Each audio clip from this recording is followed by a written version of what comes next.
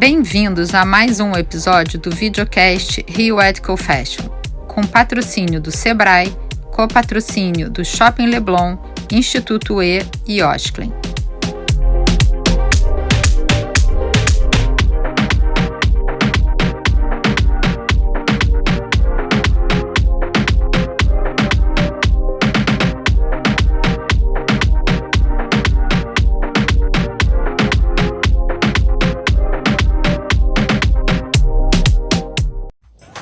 Ei, eu tô aqui pra falar com você que é empreendedor. Eu? Eu não sou empreendedor, não. É sim, isso aí que você tá fazendo agora é empreender. Vender pastel? Isso. Eu só me viro. E hoje você é dona do seu próprio negócio. Eu não sou dona de negócio nenhum, não. É sim, dona do seu próprio nariz, dona da banca. Seu trabalho é importante pra todos nós. E o Sebrae tá aqui pra fazer vocês irem mais longe. Então vocês podem me ajudar? Claro, a gente existe há 51 anos por sua causa. Conte com a gente. Sebrae.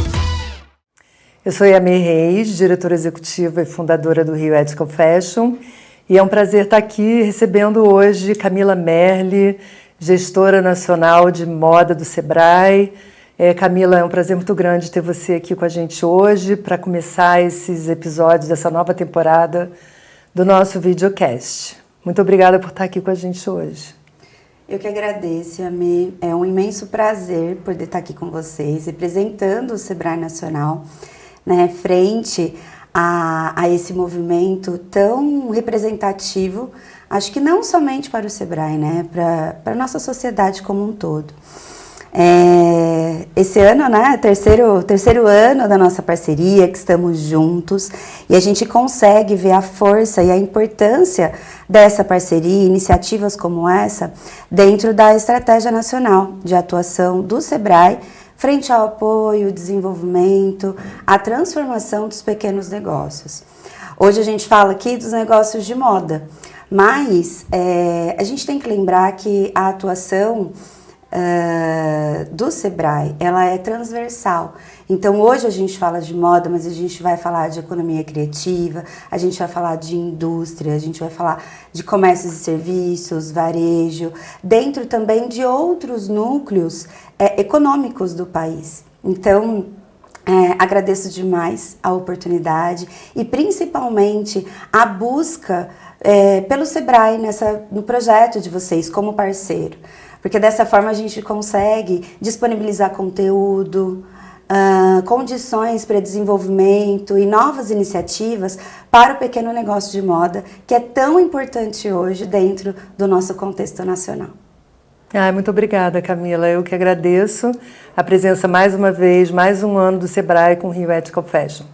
Vamos então dar início ao nosso episódio, assinado pelo Sebrae, que a gente vai trazer o Brasil Eco Fashion Week e o Nordeste junto para dialogar com vocês. Muito obrigada.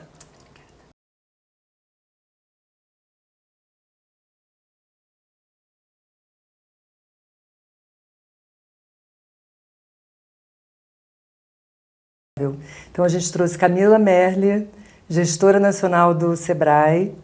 Obrigada por estar aqui hoje, Camila, gestora de moda.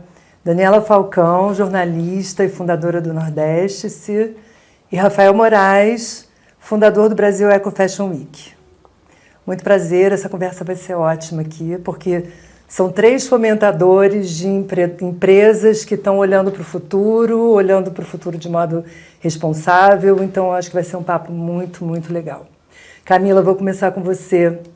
O Sebrae, ele tem esse propósito, né, essa missão de fomentar e incentivar pequenas e médias empresas, apoiar o desenvolvimento de pequenas e médias empresas. E a indústria da moda, o setor da moda, a gente sabe que tem uma cadeia muito longa. Então, eu imagino que o Sebrae olhe para toda essa longa cadeia, né? Ao mesmo tempo, a moda faz parte de uma economia criativa, né? Ela dialoga com design, dialoga com inovação. Qual é o peso hoje que o Sebrae dá à indústria da moda, esse setor? E quais são as estratégias que estão definidas para a atuação nesse setor? Ótima pergunta, Yamê. Por quê, né? Porque ela vai ao encontro de toda a estratégia nacional de atendimento ao micro e pequeno negócio de moda no Brasil. O Sebrae hoje, Ele tem projetos, iniciativas em todas as regiões do país, quando a gente fala ali de toda a cadeia de moda, como você bem comentou, desde ali da plantação do algodão ou das fibras naturais, até a parte da rede, da cadeia de fornecimento de grandes varejistas e também no varejo, daquele pequeno negócio que está ali na ponta, que tem a sua loja, o seu e-commerce. Quando a gente fala de economia criativa, é bem importante eu colocar aqui uma iniciativa institucional do SEBRAE hoje, que é a criação do Polo de Economia Criativa, que inclusive fica aqui em São Paulo. Então, o SEBRAE reconhece essa importância e criou o polo justamente para que pudesse apoiar, viabilizar e principalmente disseminar e multiplicar essas iniciativas em economia criativa de forma nacional. O polo hoje ele tem duas linhas de trabalho. A primeira é audiovisual e a segunda ali é em moda autoral. E aí, tratando de moda autoral, nós temos uma atuação bem estruturada e forte em alguns estados do país, como por exemplo Pernambuco, Goiás, Minas Gerais, São Paulo. E a ideia é justamente essa, que o SEBRAE atue como apoiador, multiplicador e catalisador dessas iniciativas, não somente de economia criativa, mas aí fazendo também essa conexão com a moda. E aí a gente pode entrar em outra iniciativa, especificamente dentro da nossa área, que é um projeto, uma parceria do SEBRAE, que se chama Inova Moda Digital. Esse projeto ele visa, dentre outras coisas, como a prestação de serviços de consultoria, visa a viabilização da pesquisa de tendências de moda, focada ali nos lançamentos que a gente tem das temporadas, e todo esse o conteúdo dessa pesquisa que é elaborada, ele é compartilhado e disseminado gratuitamente. Dá um exemplo aqui de um projeto que faz justamente essa conexão da moda com a economia criativa, que é o Inova Moda Digital. Nós temos hoje esse projeto que tá nesse ciclo, né? A gente já tem aí mais de 8 anos de parceria, mas esse último ciclo começou em 2021, logo ali no resquício da pandemia, e ele traz, além da prestação de serviços de consultoria, também a pesquisa, o desenvolvimento, a compilação das tendências de moda. Então, todo esse conteúdo das tendências de moda, principalmente ali nos lançamentos que a gente tem, não só para o varejo, mas também a pegada de consumo, tendência de consumo e tendência também de produtos para a indústria, todo esse conteúdo, esse material que é elaborado, ele é compartilhado com aquele pequeno negócio, e aí a gente está falando de designers autorais, pequenas empresas, né? De forma gratuita. Como que acontece? Em eventos de lançamento que são feitos atualmente de forma presencial, mas também transmitidos online, e por meio da plataforma do SEBRAE Inova Moda Digital. Essa plataforma ela é de acesso gratuito para todo mundo, e nela a gente coloca todo aquele conteúdo que a gente acredita que vai impactar positivamente aquele designer que está começando, aquela pessoa que quer ter a sua empresa, a tua marca. Então ali tem conteúdo, quais são as tendências, questão de cartelas de cores, quais são os modelos, os tipos de materiais, as texturas, tudo aquilo que a gente viu e que a pesquisa foi buscar fora do Brasil, a gente traz para cá, a gente traz para o Brasil de forma a viabilizar e fomentar, dar condições e apoiar aquela pequena empresa ou aquele empresário ou até um futuro empresário no desenvolvimento da tua marca, dos produtos. Então esse é um exemplo, né, dentre outros que nós temos dentro da atuação do SEBRAE, como uma conexão entre economia criativa, moda e a nossa atuação hoje estruturada como catalisador e apoiador desses pequenos negócios para a economia criativa no Brasil. Muito bom. Informação de qualidade, né, sendo disseminada gratuitamente. Gratuitamente. Parabéns, muito importante isso. E, Rafael, a gente pode considerar você como um dos pioneiros dessa moda chamada sustentável, né, com a criação do Brasil Eco Fashion Week em 2017 E a gente vê também que o cenário era muito incipiente naquela época, né? Foi um insight que você teve assim muito para frente, mas que foi uma iniciativa que fez o mercado evoluir de uma forma muito positiva. A gente vê hoje o Brasil Eco Fashion Week muito mais robusto do que ele era quando ele nasceu. Então dá para a gente um panoramazinho assim de como que você viu essa evolução e de como que você está vendo um pouquinho mais à frente também. Esses pequenos negócios que já nascem com um propósito da responsabilidade socioambiental. Muito bom, boa pergunta, Amir. Obrigado aí pela presença de todos os convidados. Como você disse, né, é uma trajetória, né, a gente é muito feliz, né, de ter iniciado esse projeto em 2017, acompanhando um pouco uma tendência de mercado, mas que ainda a gente está vendo agora, depois da pandemia, né, digamos que a grande mídia ou o grande público tem dado um pouco de atenção maior para essa temática, né, de sustentabilidade, da inovação, do ESG, e isso refletindo nos negócios, né, seja na grande indústria e seja no pequeno negócio. Com o início do nosso projeto, realmente durante toda a trajetória, a maior parte das empresas que participam são os pequenos negócios, né? A gente entende a força do pequeno negócio, do empreendedor, né, tanto no cenário da indústria e da cadeia produtiva da moda, mas em outras áreas da sociedade, né? Então, para quem não conhece, né, a gente lançou aqui no Brasil o Brasil Eco Fashion Week, uma semana de moda e sustentabilidade brasileira, que está aí desde 2017, promovendo ações simultâneas, né? A gente veio para oferecer um espaço maior, né, em relação à oportunidade do empreendedor estar ali mostrando seu produto. Então o Brasil Eco veio já com salão de negócios. A gente viu também que existem poucos eventos de moda no país e faltava passarela, então a gente veio com os desfiles também. E a gente entendeu desde 2017, Amir, que o assunto não era de conhecimento do público comum. Ainda não é, né, gente? Todos nós aqui que trabalhamos na área, somos pesquisadores, jornalistas, a gente tem talvez uma intimidade maior com as questões que tangem a economia criativa, a sustentabilidade ou a inovação para a sustentabilidade na moda, né?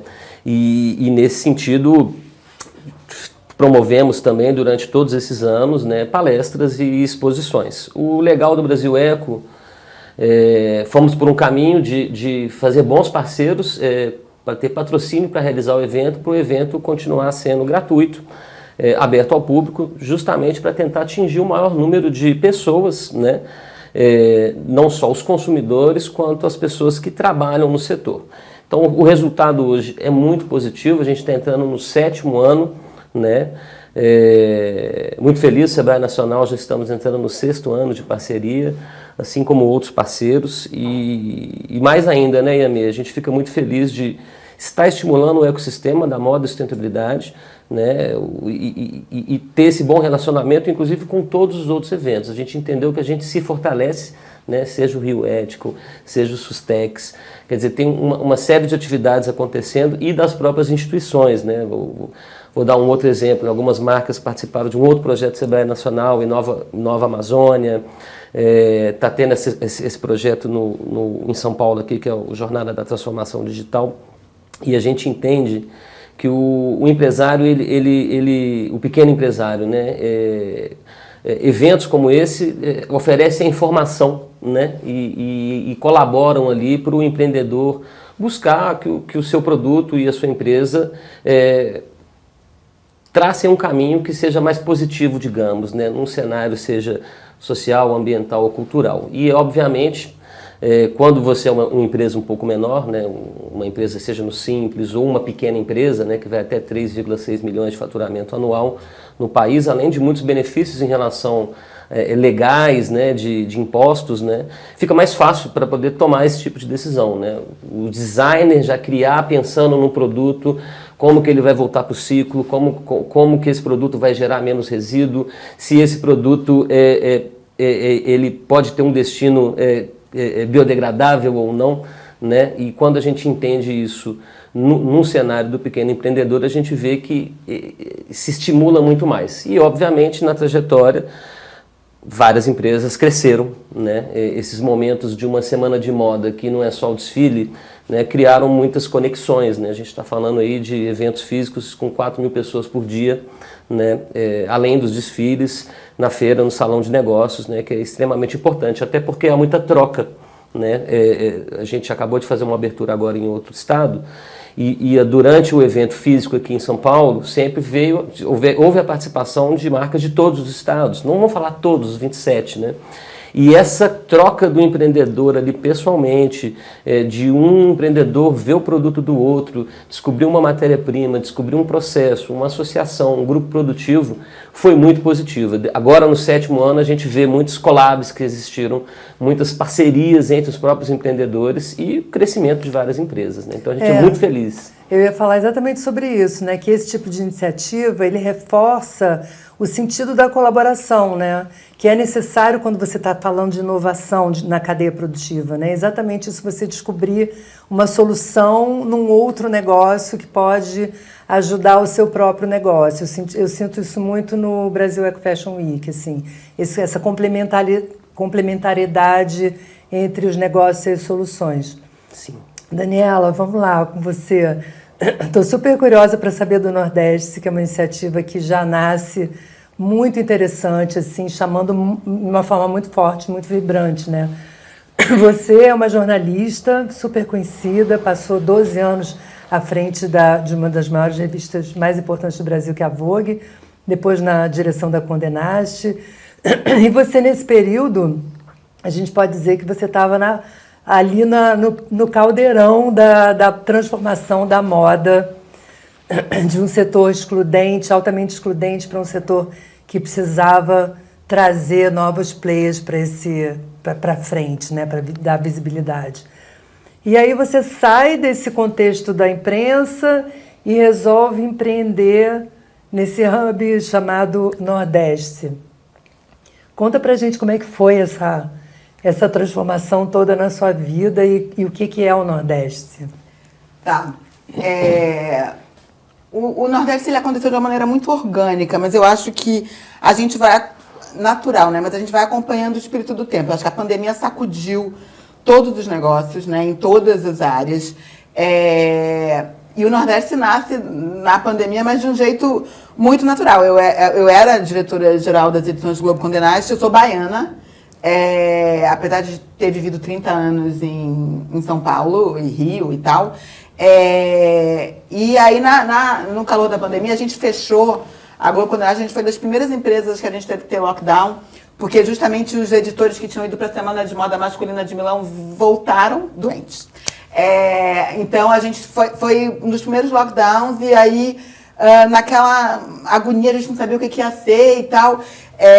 Eu lembro meus pais em Salvador, sozinhos, volta para cá, vem para cá, já estava fechado mesmo, não ia ficar, né? Então, eu voltei para Recife, na verdade, não para Salvador, porque a minha namorada mora em Recife, ela tem um negócio de moda lá. E quando eu cheguei lá, eu fui com uma malinha. Não achei que eu ia sair da Globo Condé Nast, nada, achando que 15 dias depois eu ia estar de volta. Eu voltei a São Paulo 6 meses depois, em julho. E aí, estava trabalhando lá normalmente, né? Muito, num momento que a moda passava por uma revolução. Então, a revolução já tinha começado antes da pandemia, né? Não é que muita gente fala que a pandemia mudou, não. A pandemia acelerou processos de transformação, seja a digitalização, seja um novo consumidor mais consciente. Tudo isso eram processos que a gente já vinha sentindo nas revistas, né? E a revista, ela espelha o momento da sociedade. A revista não dita nada. A revista, ela é muito mais um espelho. Então, né, a moda era excludente porque a gente viveu um momento ali de muita opulência, os mercados emergentes, Rússia, China, o próprio Brasil emergente. Então, a revista ela termina espelhando o que a sociedade é. E a sociedade já estava em transformação e as revistas já estavam em transformação. A pandemia acelera tudo isso. E nesse período, né, que eu estava lá, eu comecei a ser muito procurada por pequenos empreendedores de moda e de design, porque eu também coordenava a Casa Vogue e tal, que queriam mostrar o produto deles, né? Então, assim, quem sabe a Daniela não está mais em São Paulo, eu vou conseguir chegar na Vogue. Era essa a minha... impressão no início. E aí eu fiquei muito bem surpreendida com a qualidade daquilo que eu estava vendo. Eu acho que a proximidade física, ainda que a gente estivesse em lockdown, mas saber que eu estava morando geograficamente em Recife, fez com que esses empreendedores não tivessem vergonha de me procurar. Então era muito direct e tal, né? Muitos deles eu comecei a conhecer e me apaixonar pelo produto sem exatamente ter tido a chance de encontrar. Quando dava, a gente, né, nesse período, teve pequenas aberturas ali de comércio de aeroporto. Eu fui a Fortaleza, porque Fortaleza veio uma enxurrada, né? Fortaleza é um centro de moda muito forte. Eles têm a segunda faculdade mais antiga de moda, depois da Santa Marcelina, que é a federal deles. Então, assim, eles têm uma tradição acadêmica de moda. Eles têm evento, né? Eles têm o Dragon Fashion, que está aí há muitos anos. Já está, né, revelando muito talento todo ano. Essa foi a 13ª edição do Dragão. Eles têm um apoio também, né, tanto dos órgãos do Sistema S. Fortaleza é a cidade criativa do design, é um prêmio que a Unesco dá. Então, também tem um comprometimento da prefeitura. Fortaleza foi um dos primeiros lugares que aí eu fui em loco conhecer esse trabalho. E eu postava no meu Instagram, de uma maneira muito informal, a marca que eu gostava. Algumas coisas eu sugeria para a diretora da Vogue, mas a revista tem um time, né? E na pandemia ficou tudo mais lento ainda, as edições foram condensadas. Mas eu ia postando no meu Instagram e a resposta era impressionante. Tanto né, as conexões que se faziam, todo mundo, que lindo, que maravilhoso. E aí depois o estilista me ligava falando assim, a Lilian Patti começou a me seguir, era meu sonho. Ou, por exemplo, a peça que você postou esgotou. E aí, assim, quando a pandemia, né, no meio da pandemia, eu também passei por um processo ali pessoal de falar, eu tinha feito 50, eu estava fazendo 50 anos em 2020, e longe há 30 anos do Nordeste.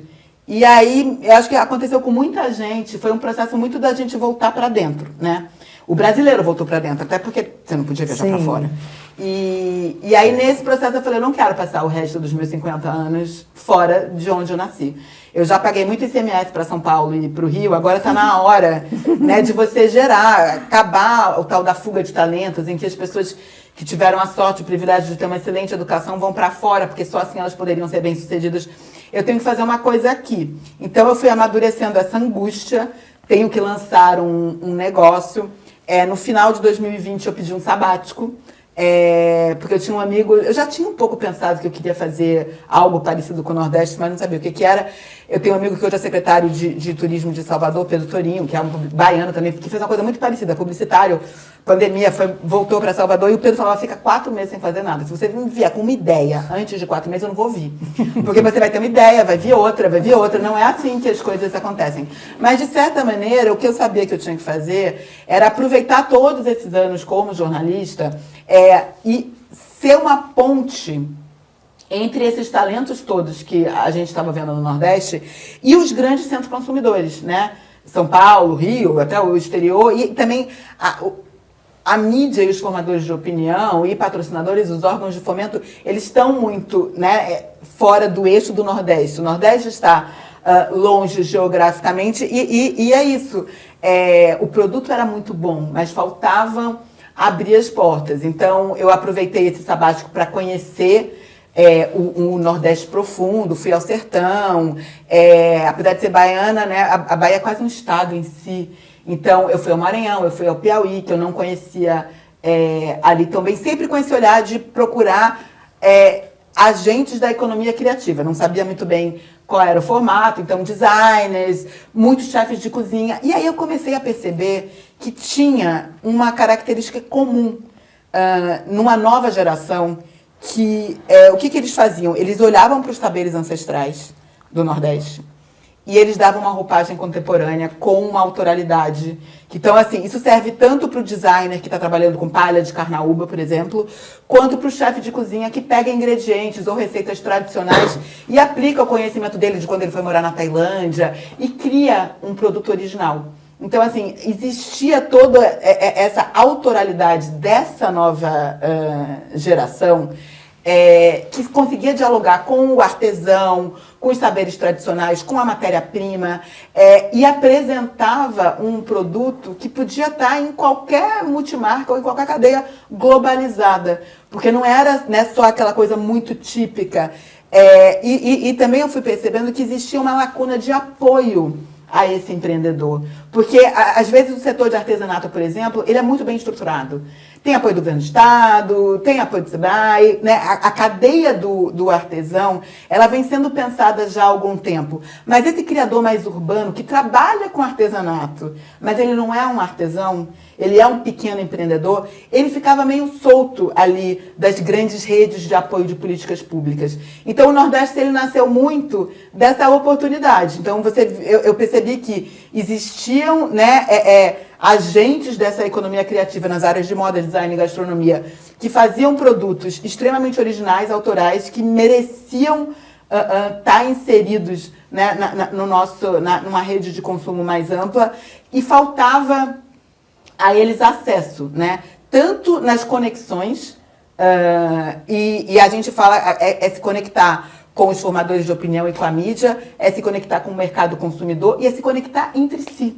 Que é isso que você falou, né? O Rafa falou muito bem. Às vezes, o Nordeste, os estados, eles são muito próximos, alguns. Então, você tem Paraíba, Rio Grande do Norte e Pernambuco, a uma distância, 3 horas você faz Natal, Recife, mas não havia intercâmbio entre essas marcas. E, às vezes, a dor de uma podia ser a dor da outra, a solução de uma. Então, não era só conectar esses empreendedores, criadores do Nordeste com o mercado consumidor do Centro-Sul. Era também conectar entre si para achar soluções muito parecidas. Porque eles vêm, né, de realidades semelhantes, mas não havia esse canal de troca. Então, o Nordeste, ele nasce, né, como uma plataforma. A gente, no Quem Somos e na Missão, a gente diz que, né, a gente fomenta e amplifica esses talentos.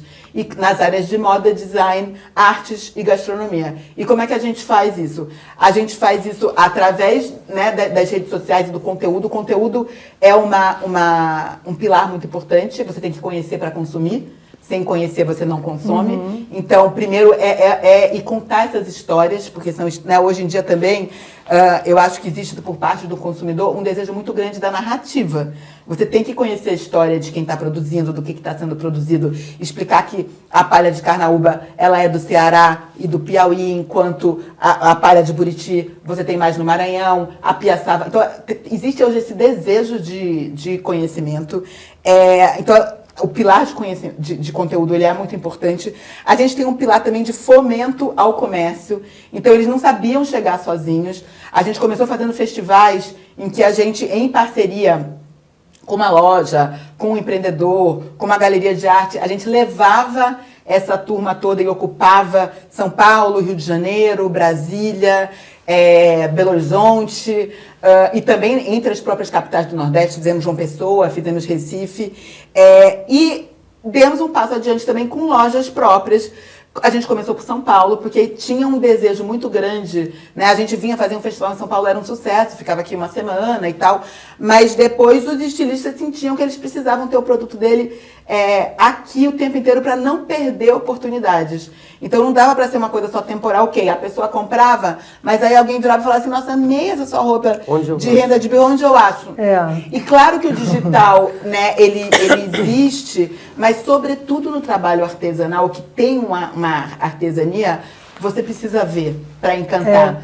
Então, Daniela, eu ia pegar desse teu ponto do artesanato, porque eu sei que o SEBRAE trabalha de uma forma bastante estruturada já com o artesanato, né? Já há bastante tempo, localização geográfica, identifica esses pontos, esses saberes ancestrais de uma forma bem consistente. Mas eu queria falar com você, Camila, sobre essa base da nossa cadeia produtiva da moda, que é composta por MEIs, né? Uma vez eu vi essa informação de que esse número de MEIs, ele é todo dessa base, né? Que vem de costureiras, pequeníssimos empreendedores que estão começando ainda com faturamento muito baixo.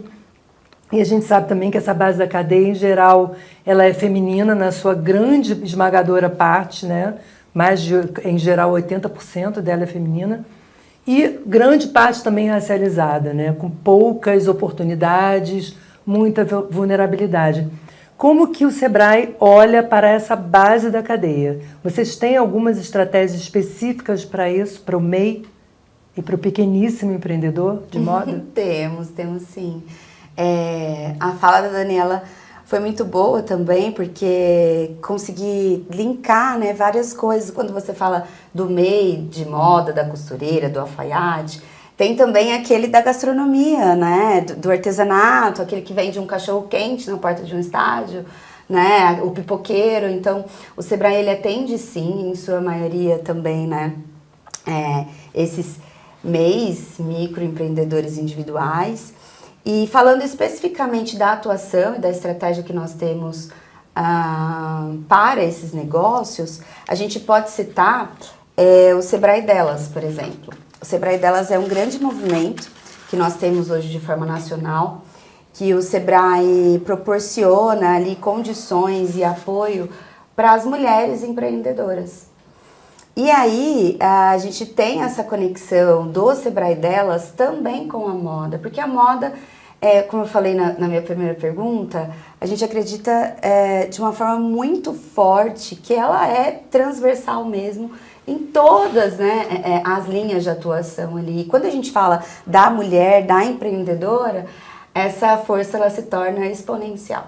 A gente fala da costureira, a gente fala da operadora de máquina, a gente fala da designer, a gente fala da modelista, a gente fala de uma série ali de mulheres empreendedoras que muitas vezes, e aí eu faço uma correlação com a fala da Daniela, muitas vezes aprenderam na sua família, com a mãe, com a avó, com a tia, né? Esse ofício de costura, de desenhar. Então, por meio do Sebrae Delas, por exemplo, a gente consegue estabelecer uma conexão para atendimento a essas pequenas empreendedoras em projetos setoriais. E aí eu cito o estado de Roraima. Roraima, quando a gente fala em moda, né, a gente fala tanto da indústria quanto do varejo, comparado a outros estados do país, não tem uma expressão tão grande. Mas a gente olha ali para o projeto do Sebrae Delas em Roraima, teve um expressivo número de mulheres empreendedoras dentro da nossa cadeia. E a partir daí, deste projeto, a gente desenhou, em parceria com o Estado, um atendimento mais estruturado para o setor. Aí, apoiando fora, né, extrapolando o empreendedorismo feminino, mas aí também tendo iniciativas muito mais técnicas em como ela se capacita. Não Isso, só de qualificação também, né? Exatamente, para gerir o seu pequeno negócio, mas também para se capacitar. Ter uma competência técnica ali, em talvez um visual merchandising, algo mais focado na tendência de consumo, o que está sendo consumido em outros estados, que eu posso trazer para Roraima, que vai ser tendência, que vai ser campeão de vendas, como eu faço a gestão do estoque ali da minha marca. Então a gente consegue ter essa conexão. Os projetos nacionais do Sebrae, como por exemplo o Sebrae Delas, eles fazem conexão e criam uma estratégia também para o setorial de moda. E dentro do setorial de moda, a gente tem outras iniciativas nacionais. Nós temos um projeto que a gente chama até internamente de projeto Chuchuzinho, se vocês me permitem, como o Instituto Lojas Renner. Porque ele é um projeto que ele tem a questão social escrita, ela é institucionalizada. Não é uma coisa só da boca para fora que a gente usa como marketing, ela está ali como core do projeto, do atendimento. Então, dentro desse projeto, né, a gente tem ele desde da atuação em iniciativas na plantação do algodão, nessas famílias, e essas famílias que estão presentes dentro do projeto são lideradas por mulheres. Então elas estão ali, elas têm a produção delas, elas têm a parte da colheita, do plantio, né? E para viabilizar a questão até da venda desse material. Você está falando do algodão orgânico da Paraíba? Sim, da Paraíba, mas não só da Paraíba. A gente também tem uma região atendida em Minas Gerais, por exemplo. Tá, mas é pequena propriedade familiar. Isso, pequena propriedade familiar. E então, exemplos como esse, como neste projeto específico, né, que a gente tem grandes resultados de impacto social, trazem pra gente um sentimento que a gente está no caminho certo. A gente está seguindo as iniciativas que nós temos, né, da Estratégia Nacional, mas a gente também está fazendo parcerias com grandes organizações que apoiam também essa causa. E tá aqui hoje podendo ouvir, né, do projeto da Daniela, da atuação do Rafael dentro ali do Brasil Fashion Week, é muito importante pra gente porque a gente consegue se colocar como parceiro, como já somos, né? Mas também enxergar novas oportunidades, identificar onde a gente consegue colocar o pequeno negócio, estabelecer essas conexões. E aí, para encerrar a fala, né? Falando ainda dessa parte de como a gente apoia o pequeno negócio frente às novas iniciativas de ESG, por exemplo, né? Em parcerias com o Brasil Fashion Week, a gente consegue ali colocar, viabilizar a participação desses pequenos negócios, apresentando e expondo seus produtos muitas vezes não só com uma pegada somente sustentável, mas com uma pegada de tendência de moda muito forte. Tanto é que uma das nossas parcerias também com o São Paulo Fashion Week era baseado nisso. A gente colocava designers autorais, pequenas marcas nos desfiles de moda, ali no mesmo ambiente de grandes marcas. A gente gera ali um pertencimento. Uhum. Então, nós vamos além da questão do atendimento em si. A gente gera um pertencimento, aquele pequeno negócio, ele enxerga que ele faz parte da cadeia de moda, que ele consegue estar presente no mesmo ambiente de grandes players, mas colocando ali o produto dele. É aquela importância que pra gente é muito representativa. Tem uma coisa do Sebrae que eu acho assim, genial, e que ele complementa, né, as iniciativas mais criativas, que às vezes são cursos que podem parecer extremamente técnicos, mas que fazem toda a diferença no pequeno empreendedor. Sim. E na MEI. Por exemplo, precificação. Isso é uma oficina padrão do Sebrae, mas se você for, mesmo às vezes a marca, tem marca que eu conheço que está no São Paulo Fashion Week e que eles não sabem precificar. E isso termina criando, né, eu trabalhei, a gente fez uma experiência com o Sebrae do Piauí, capacitando, é um projeto da Organização Internacional do Trabalho, com artesãs de Palha de Carnaúba, e a gente ficou brigando ali junto com a turma do Sebrae para fazer com que elas entendessem, porque a estrutura de precificação, a aulinha do Sebrae de precificação é brilhante.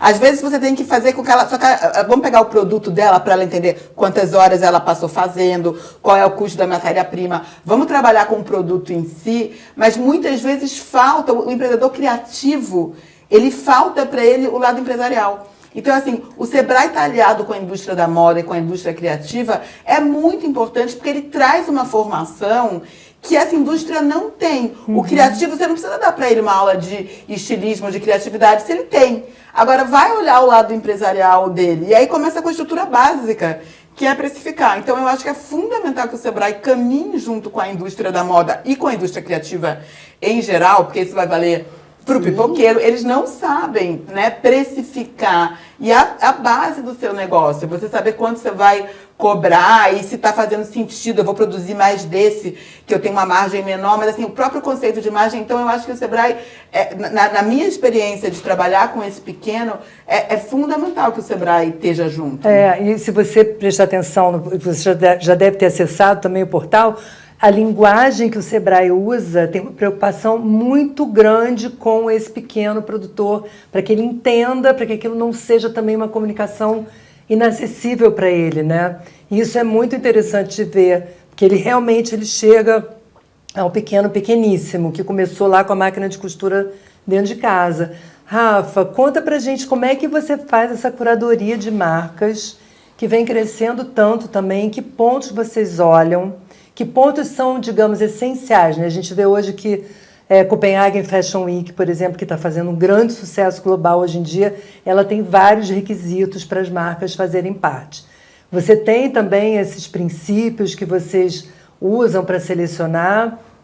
E a minha outra pergunta também é se você acha que a internacionalização é um passo importante para essas marcas que trabalham com a sustentabilidade. Muito boa pergunta, né? Complementando, acho que eu tenho a mesma visão, né, gente, de estar acompanhando muitos pequenos negócios E às vezes não é só a ideia, né, ou eu quero trabalhar com algum atributo de sustentabilidade. Às vezes o mais desafiador é, independente do tamanho, a pessoa ter uma empresa, né, saber ter uma empresa e desde o preço, do planejamento. E a gente vê isso muito, Ianê, nesse processo do Brasil Eco Fashion Week, né? Eu tenho acompanhado aí recentemente, né, tem chamado mais atenção esses pontos e critérios do Copenhagen, né, e nos dá muita satisfação da gente estar fazendo um projeto similar a isso desde 2017, né? Qual que foi a grande história do Brasil Eco Fashion Week? Além da gente ter entendido que faltavam passarela para marcas que são menores, né, ou médias, e a gente acaba meio que financiando isso através dos patrocínios, então a participação deles ali tem um custo mínimo, um custo zero, como já foi muitas vezes. A gente também, desde o primeiro ano, tem crescido o evento, né? Mas sempre houve também uma limitação de espaços, né? Seja a quantidade de stands, seja a quantidade de marcas que a gente conseguiria a cada edição desfilar. Um ponto positivo é que a cada ano a gente tem tido essa demanda maior, a gente está passando, junto com os nossos bons parceiros, né, o evento para mais edições a partir do ano que vem. E outro diferencial aí do Brasil Eco Fashion Week, que a gente achou que foi o caminho mais difícil, mas foi muito positivo, foi o quê? A gente entendeu que a gente, para conhecer as marcas, é uma trajetória muito difícil. Para a gente fazer diferente e entender esse mercado de sustentabilidade, desde o primeiro ano a gente montou uma metodologia, digamos, um procedimento que começa desde ter um regulamento, ter um edital, abrir um edital, e esse edital começou sendo aberto para showroom e para desfiles, e hoje ele é aberto para showroom, para desfile, para workshops e até para participação no conteúdo. E aí começa o processo de curadoria, né? Uma das etapas a gente tem uma ficha de inscrição. A cada ano a gente vai alterando essa ficha de inscrição, e essa ficha a gente consegue tentar entender um pouco mais daquela marca, né? E a gente entende que existe uma diversidade muito grande de empreendedores, e às vezes também existe uma distância entre o que eu quero ser, ou o que eu acho que minha marca é, e aonde que eu realmente estou e o que falta para eu chegar lá. Então, nesse sentido, a gente busca o máximo de informações das empresas, montamos equipes de curadoria. Essas equipes de curadoria, elas variam a cada ano. Esse ano, por exemplo, a gente está falando de 4 pessoas fazendo curadoria de desfile showroom. Já teve ano que eu tinha 5 pessoas fazendo só de desfile e 5 pessoas fazendo só de showroom. E isso é bom por quê? Porque a gente tira o peso de uma decisão para uma pessoa só, né? A gente traz parceiros e pessoas de outros estados durante um tempo, passam 1, 2, 3 anos, trocam-se esses curadores justamente para manter essa diversidade de olhares. Aí nessa história da metodologia, a gente linkou 5 pontos principais, digamos, né? Não vamos entrar aqui em detalhes diretos, mas como se fosse um ponto a ver com o próprio design, né? Um ponto que cada item desse tem mais um subponto. Um ponto aí que a gente analisa um pouco a questão da comunicação, da transparência, ou seja, o tipo de produto que a marca faz, o tipo de comunicação para o consumo consciente que a marca faz, o tipo de transparência que a marca utiliza, né? Porque às vezes, infelizmente, é muito comum de você ter ali só um quem somos, e seja numa descrição de produto, na comunicação da empresa, seja no seu site, no Instagram e tudo, você não tem tão presente ou tão transparente essas possibilidades, ou como diriam nossos parceiros Fashion Revolution, né? Quem fez suas roupas, como foram feitas suas roupas, que história, como a Daniela colocou muito bem, está por trás desse produto. E assim como um item em relação a projetos da marca, né, seja projetos sociais, culturais ou até ambientais que envolvam o negócio, né? O quarto ponto ali, o que tem na marca em relação a estratégias de tecnologia e inovação, modelos de negócio, né? Existem às vezes modelos variados de negócio que já tiveram no Brasil Eco, né? Aluguel de roupa. Modelos circulares, né, que você está falando, privilegiando modelos circulares. Privilegiando modelos circulares. O quinto ponto seria essa análise aí, além da parte mais tecnológica, que pode ter a ver até com a coisa de maquinário mesmo, independente do porte da empresa, geralmente com empresas maiores, né? O quinto item aí seria esse alinhamento maior com a questão da economia circular, e se esse produto tem sido pensado nesse universo. E assim, a curadoria analisa os inscritos e faz uma votação em cima desses 5 pontos. Né? E além disso, ela analisa também as fichas de inscrição. E depois de analisar a ficha de inscrição, precisa também de mais uma semana. A gente faz algumas reuniões, umas 3 ou 4 reuniões, justamente para depois que você viu o que chegou da marca, a gente futucar num bom sentido o que existe da vida online da marca e se está condizendo o que se achou com o que a marca diz sobre ela, com base nesses critérios, para cada um ali colocar a sua pontuação. E, obviamente, não é matemático, então tem que haver 2, 3 reuniões para entender se essa pontuação está fazendo sentido ou não e quais serão as escolhas. Confesso que às vezes é um processo muito complicado, às vezes você quer abraçar mais marcas e mais empreendedores e às vezes não consegue, por uma questão às vezes até de porte, né? E eu vejo, para complementar essa questão da curadoria, né?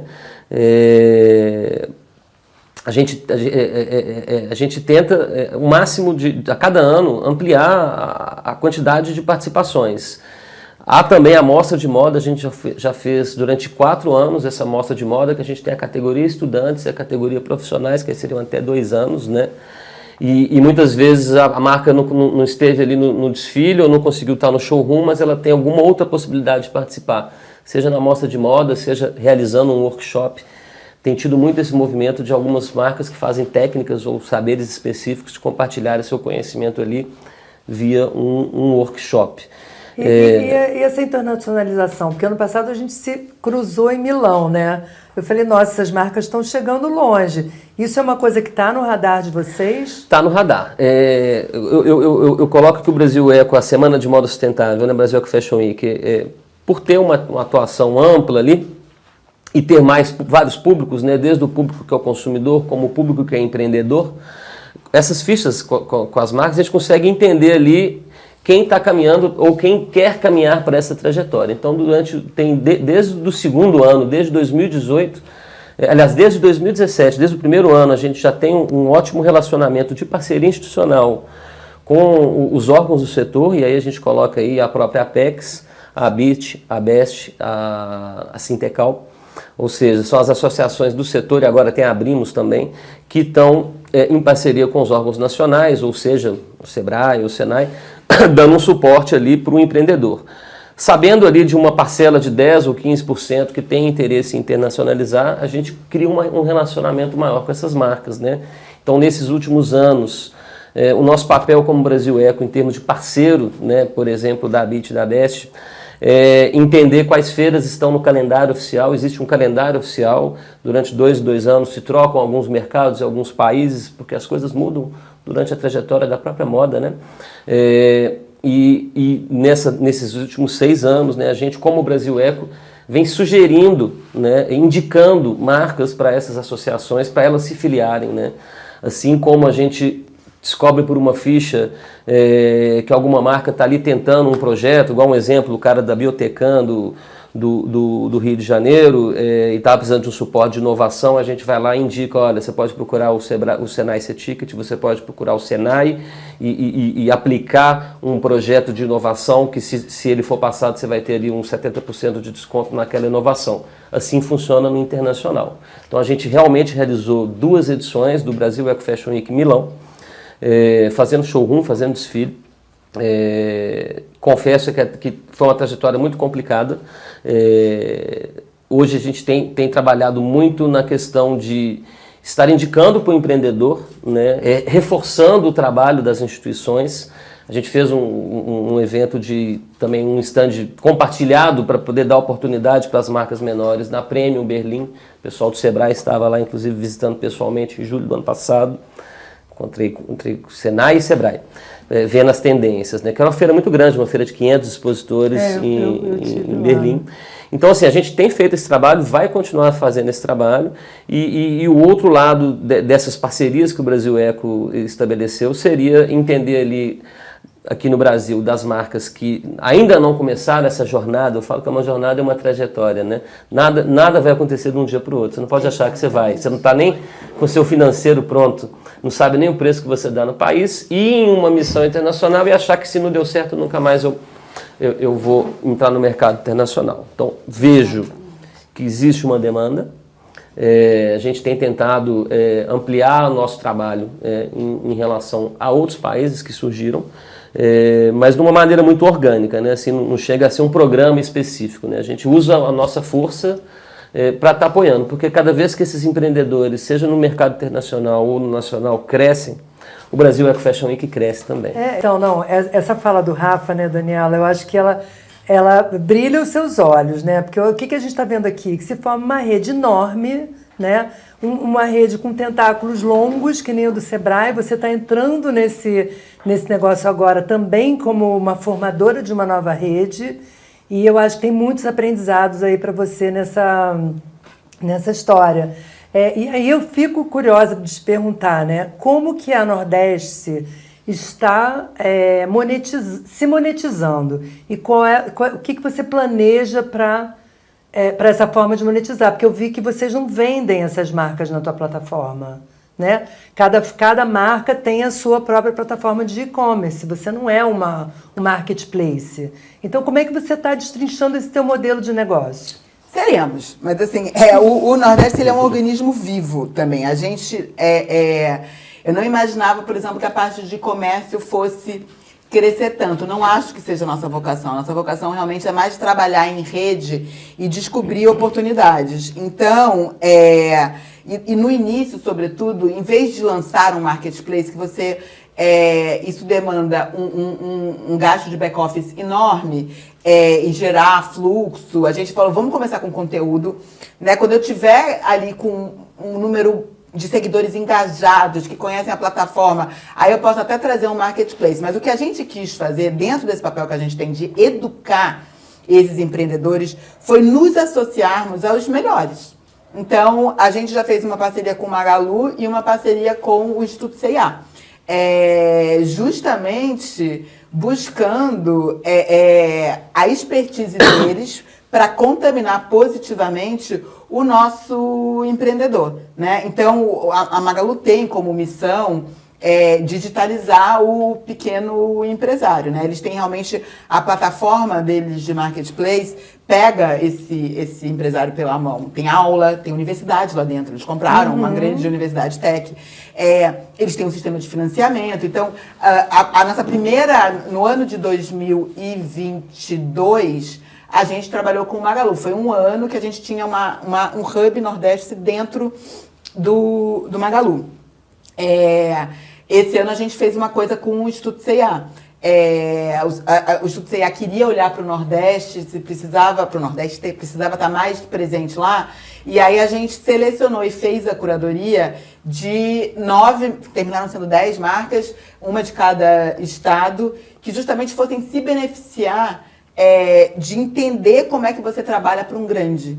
Então era quase uma aula, tinha pedido, tinha protótipo, claro. A C&A pode recusar o protótipo, e aí volta, né? E aí eles venderam, a gente vendeu esses produtos que foram comprados pela C&A, foi uma iniciativa com o Marketplace, não era uma collab.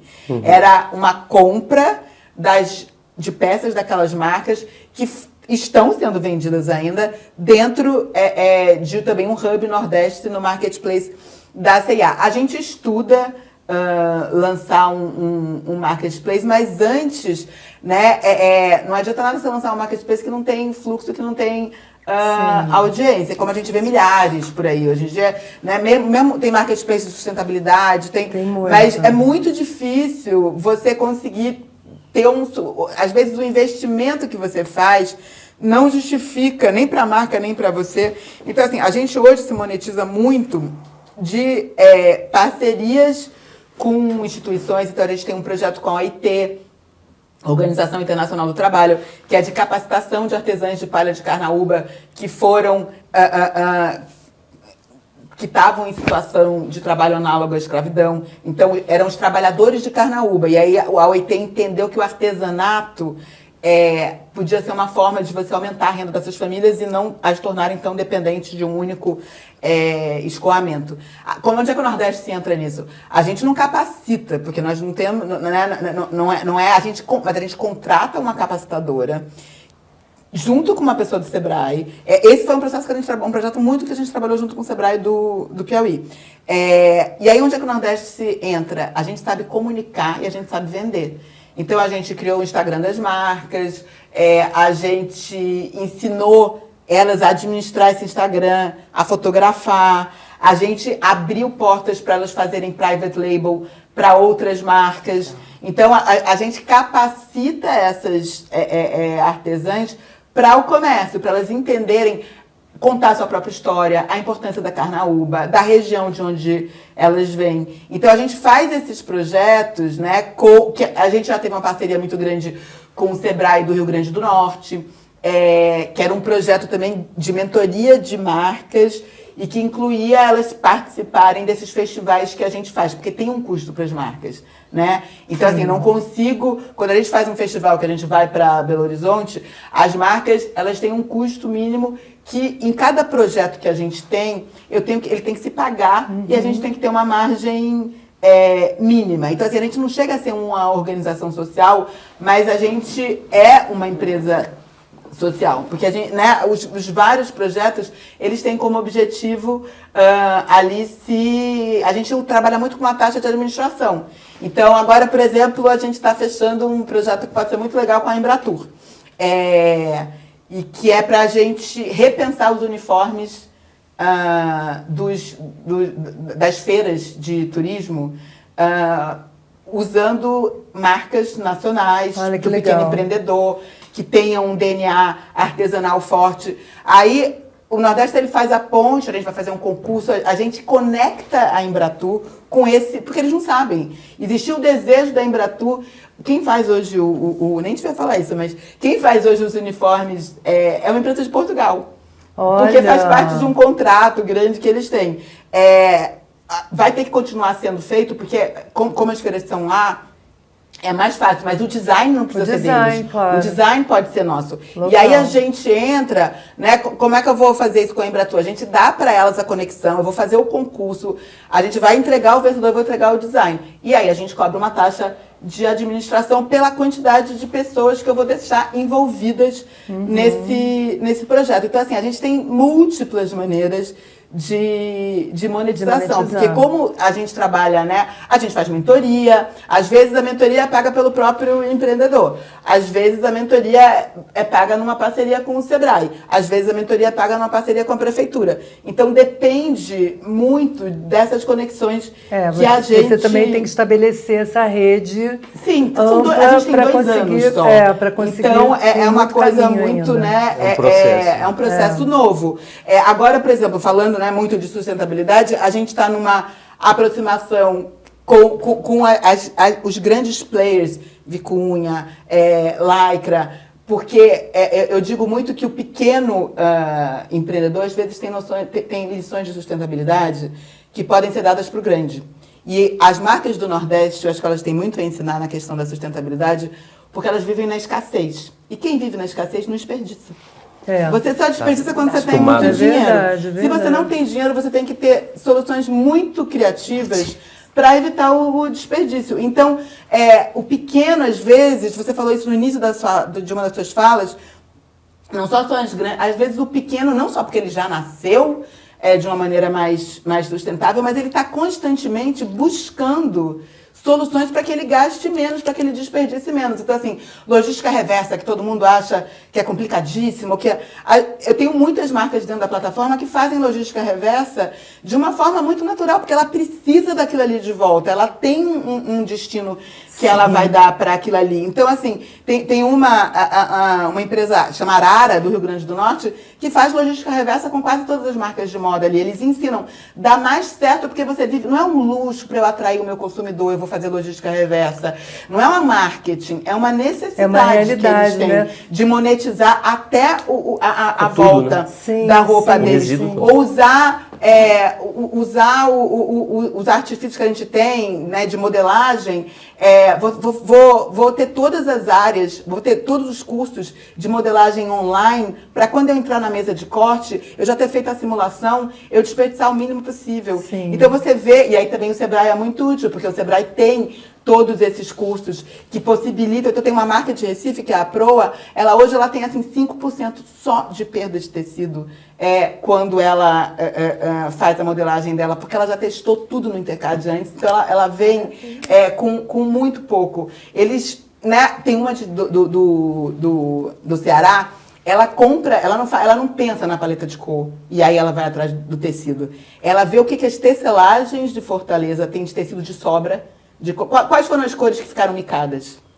Ela aí vai lá e desenha a coleção dela a partir dessa carta. Por quê? Porque ela compra esse rolo de tecido muito mais barato. Porque a tecelagem já fala assim, ou ela vai retalhar, ou sei lá o que ela vai fazer com esse tecido. Mas então, é uma marca, a Studio, uma marca que assim, faz um trabalho de qualidade de design, mas boa parte da cartela de cor dela não é definida pela vontade, é definida pela disponibilidade. Não, isso é interessante você falar isso, porque assim, eu queria perguntar para a Camila exatamente esse ponto. Como que o Sebrae aborda essa questão da governança socioambiental com essas pequenas empresas? Existe uma orientação, uma qualificação especial para se abordar esse tema na moda? Existe sim. Na fala da Daniela, eu já estava aqui, né? E é muito bom sentir que realmente a gente consegue chegar e apoiar. Por exemplo, ela comentou ali do empresário que ele precisa saber, entender algumas coisas. Não só nessa fala, na última fala dela, mas também na fala do Rafael. O Sebrae, ele consegue apoiar financeiramente, vamos dizer assim, né? Financiar até 70% de algumas prestações de serviço de consultoria, que aí podem apoiar no desenvolvimento, na parte do desenho, na parte de identificar uma possibilidade dentro da empresa de reutilizar alguns materiais ou de criar novas alternativas para melhores práticas, né, socioambientais, por meio do Sebrae Tech. Então a gente tem fichas. E aí é muito interessante quando a gente se aproxima e consegue identificar quais as principais demandas, quais as principais dores daquele empresário para que a gente consiga criar uma solução e a partir daí poder viabilizar, como por exemplo, por meio do Sebrae Tech, que é onde a gente consegue financiar até 70% de algumas prestações de serviços para aquele pequeno empresário.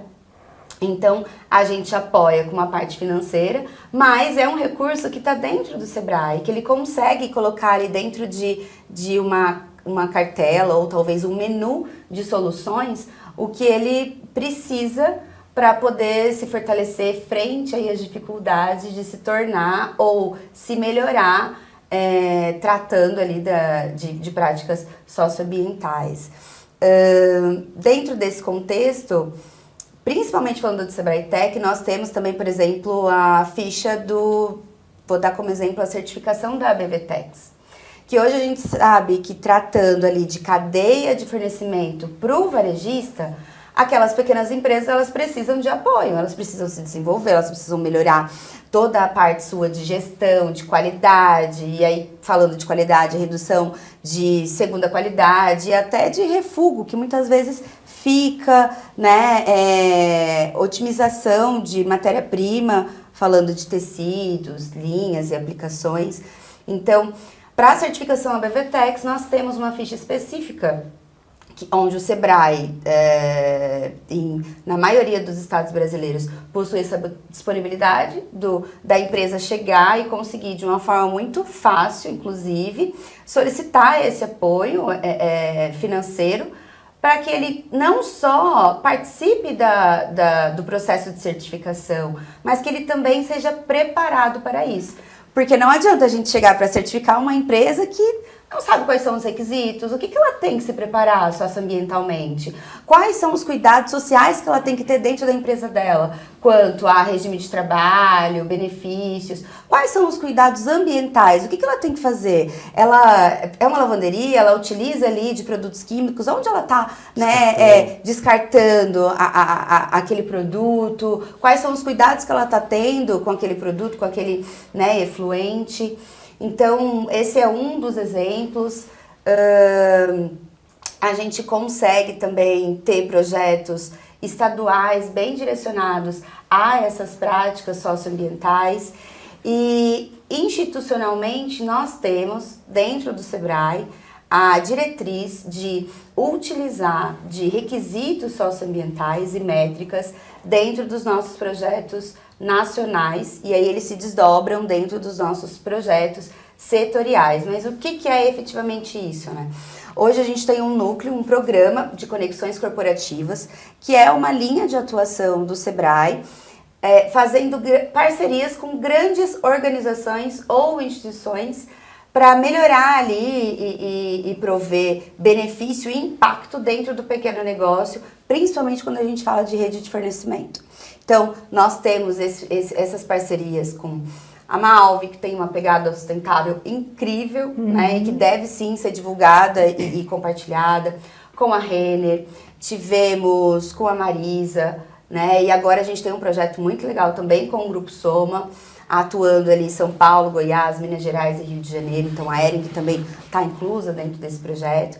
E nestes projetos, nessa atuação, a gente tem como indicador de resultado do projeto as métricas socioambientais. Então a gente acompanha essas empresas e desenvolve esse pequeno negócio também acompanhando essas iniciativas. E aí, como resultado, a gente tem, né, no início de projetos, assim, início de parcerias, como por exemplo foi a nossa parceria com a Renner, a gente tem com eles mais de 6 anos de projetos de encadeamento produtivo, que é o que a gente trabalha, é a rede de fornecimento do varejista.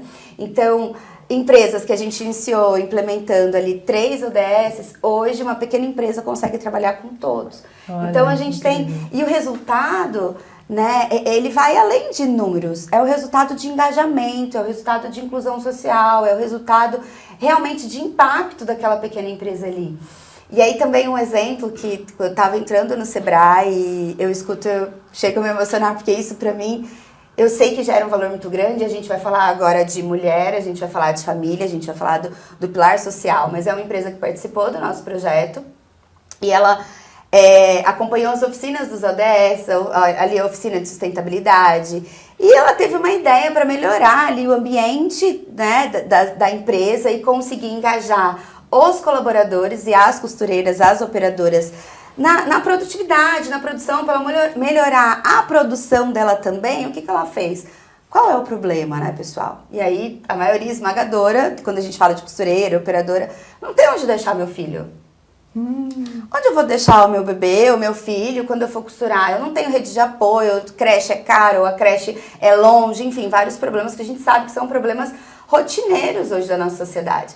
E aí, com um planejamento de investimento, essa empresa, que se chama Felipe Strauss, ela é de Santa Catarina, eles criaram um espaço para aquela criança. Então, é uma creche que está dentro do ambiente de negócio daquela pequena empresa, onde o funcionário sabe que está ali com segurança, tem algumas atividades. E isso proporciona um ambiente muito favorável, social, econômico para aquela empresa, porque o impacto tem um impacto financeiro, mas ela também tem um impacto de felicidade daquele colaborador ali. Aquela mulher, ela deve ter um turnover menor, né? Porque a mulher muitas vezes ela deixa o emprego porque perdeu a ajuda. Exatamente. Mas aí então aí então a economia volta, né? O que ela investiu na creche tem menos chance da funcionária sair, termina ganhando. Exatamente.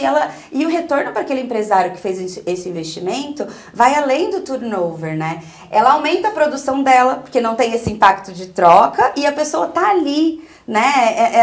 A pessoa tá feliz trabalhando. Hoje a gente tem estudos que mostram o impacto da felicidade dentro do aumento de produção, o impacto da felicidade do colaborador, né? Dentro dos resultados da empresa. Sim. Então, esse é um exemplo que a gente consegue colocar institucionalmente com uma ação do Sebrae, com grandes parceiros, dentro de um programa nacional que é o de conexões corporativas, onde a gente tem resultados que extrapolam números, sabe, Amy? A gente tem resultados que realmente impactam, fazem diferença na vida das pessoas. E aí, quando a gente está aqui, a gente percebe que essas parcerias, elas são muito importantes. Eu quero muito poder aproximar mais da Daniela, para a gente ver o que a gente consegue impactar mais esses empresários, essas empresas que hoje fazem parte, né, do Nordeste. Hoje a gente já é parceiro do Rafael no Brasil Eco, mas o que a gente pode fazer ainda mais? Porque esse é o resultado, é esse o nosso objetivo, e eu acho que não só do Sebrae, mas de todo mundo que está aqui. Não, com né? certeza, com certeza. E aí é interessante, né, porque a gente termina essa mesa falando de que a moda, ela é importante para as pessoas, né? Eu sempre falo isso, moda importa, porque por trás da moda existem muitas pessoas, existe uma cadeia produtiva gigante, feminina, com muita vulnerabilidade social, e todo o trabalho que vocês desenvolvem para essa cadeia é muito, muito importante. Então, assim, a gente já chegou ao fim da nossa conversa. A gente poderia continuar aqui eternamente. Eu vou convidar todo mundo que está ouvindo a gente a entrar no site do Brasil Eco Fashion Week para conhecer um pouco mais dessas marcas incríveis que estão lá. Rafa, muito obrigada pela tua participação aqui. Foi incrível. Eu já te conhecia, já conhecia teu trabalho, mas hoje conheci muito mais dessa essa amplitude toda que você está alcançando. Daniela também. Ia te perguntar para você falar de muitas marcas, mas a gente já acabou o tempo. E aí eu convido também todo mundo a entrar no teu site, acompanhar a tua rede social, que é incrível. Eu já acompanho, das marcas também que estão presentes ali. Eu vi o lançamento da loja o nosso canal, em Salvador. A gente tem uma loja em Salvador, no Shopping Barra. A gente vai estar no Iguatemi de São Paulo a partir de outubro. Genial! A gente está saindo da loja dos Jardins, porque a ideia do Nordeste é a gente ter ocupação. Porque você vai falando com novos públicos, né? Então a gente vai continuar em São Paulo, mas a gente vai mudar de endereço, depois a gente vai mudar de endereço de novo. Incrível. Então a ideia é a gente ir ocupando, mas é isso aí, eu acho que tem muitos bons exemplos, né? Mais do que o site é o cartão de visita, tá tudo lá. Sim. Mas a gente se comunica muito no Instagram, então quem puder seguir é o @nordeste_. Todo dia a gente tá contando alguma coisa. Tá mesmo, que eu tô seguindo, é uma loucura. Eu já descobri um monte de marcas ali. Então, eu queria agradecer muito você estar aqui com a gente hoje. Camila também, muito, muito obrigada. Incrível as tuas falas todas e conhecer mais um pouco do Sebrae, né? Obrigada também pela parceria e é isso, gente. Prazer estar aqui com vocês hoje. Obrigada, Obrigada pelo convite. Obrigado, gente.